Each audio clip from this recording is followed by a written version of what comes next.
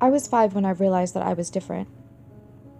I was sitting on the couch with my parents as they watched the news, observing their increasing agitation as the people on screen argued as they discussed news and politics. It was during a special news alert that I saw the first. Some pathological killer had just been discovered after one of his almost victims had escaped. She had described his funhouse through tears to the very first person that she had run into, and the police had quickly been alerted of his presence.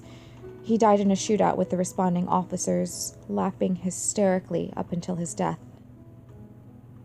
Suddenly, a picture of him flashed onto the screen.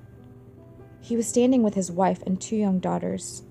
The 3 were smiling at the camera, completely unaware of the horrible monster whose arms were wrapped around them. Its face was blackened and charred, skin hanging off of its bones. The eyes were yellow and black, as if they had rotted inside of its head, and its mouth was twisted into a grimace of a smile, with jagged, obtrusive teeth showing through its dead lips. I screamed at the sight and began to weep. My parents were very confused, asking if I was okay. I asked what was wrong with that man's face. They looked at one another confused and realized over time I was talking about the killer. They thought I was scared of the man and what he had done, and told me not to worry, that he had been killed by the police. Worry spread across their faces when I didn't calm down and began to describe his face and all of his rotting flesh in great detail. I noted that the cop who had shot the man before bore no similar hideousness. I would later realize this was because he had not killed out of malice or hate. He was a good man. As I grew older, my father lost his job and began to drink heavily. He sat at home moping and drinking, and his sadness soon turned to anger. His features grew more and more distorted over time, and one night I noticed a patch of rotting flesh appear on his arm. More of these began to appear, and when he started to beat my mother. I noticed that everyone had some patch of rotting flesh from some dark side of themselves that but very few were aware of. Except for me. I could see them all.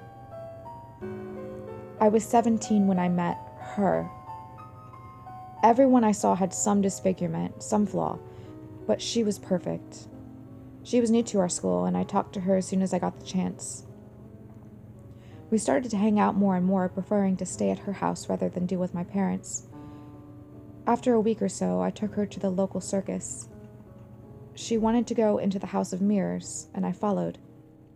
As we walked, I stared at her perfect reflection, repeated 1,000 times over. I took the knife from my belt, as I had done so many times before, and plunged it deep into the back of her neck. "You're perfect," I mumbled as she squirmed at my feet. I hate perfection. I stared into the mirror at my bubbling, blackened skin and my red and yellow eyes as a smile spread across my charred remains. Thank you guys so much for watching. I hope you enjoyed it. See you for the next one.